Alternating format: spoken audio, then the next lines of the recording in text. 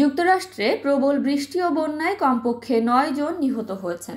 মূলত প্রবল বর্ষণের জেরে উত্তর আমেরিকার এই দেশটির দক্ষিণ পূর্বাঞ্চলের কিছু অংশ প্লাবিত হয়েছে এবং অনেক স্থানে রাস্তা ও ঘরবাড়ি ডুবে গেছে। এছাড়া দুর্যোগপূর্ণ আবহাওয়ার জেরে প্রায় 4 লাখ মানুষ বিদ্যুৎবিহীন অবস্থায় রয়েছেন। সোমবার এক প্রতিবেদনে এই তথ্য জানিয়েছে ব্রিটিশ সংবাদ মাধ্যম বিবিসি।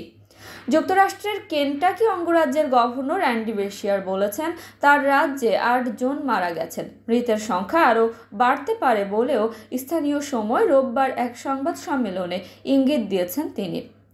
বেশিয়ার বলেছেন, বন্যার পানিতে আটকা পড়া শত শত মানুষ এবং গাড়িতে আটকে থাকা অনেককে উদ্ধার করা হয়েছে। একই সঙ্গে বাসিন্দাদের এখনই রাস্তায় না যেতে ও বেঁচে থাকতে সতর্কও করেছেন তিনি। এছাড়া বৃষ্টি ও বন্যার কারণে নবম মৃত্যুর ঘটনাটি ঘটেছে জর্জিয়ায়। সেখানে উপড়ে পড়া গাছ একটি বাড়ির ওপর ভেঙে পড়ার পর বিছানায় শুয়ে থাকা এক ব্যক্তি নিহত হন।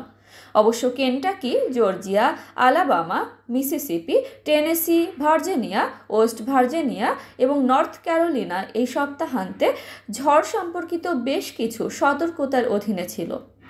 এই অঙ্গরাজ্যগুলোর প্রায় সবকটিই গত বছরের সেপ্টেম্বরে হারিকেন হেলেনের কারণে বিপর্যয়কর ক্ষতির সম্মুখীন হয়েছিল। পর্যবেক্ষণ সাইট poweroutage.us এর তথ্য অনুসারে 8টি অঙ্গরাজ্যে রোববার স্থানীয় সময় বিকেল প্রায় 4 লাখ মানুষ বিদ্যুৎবিহীন অবস্থায় ছিলেন।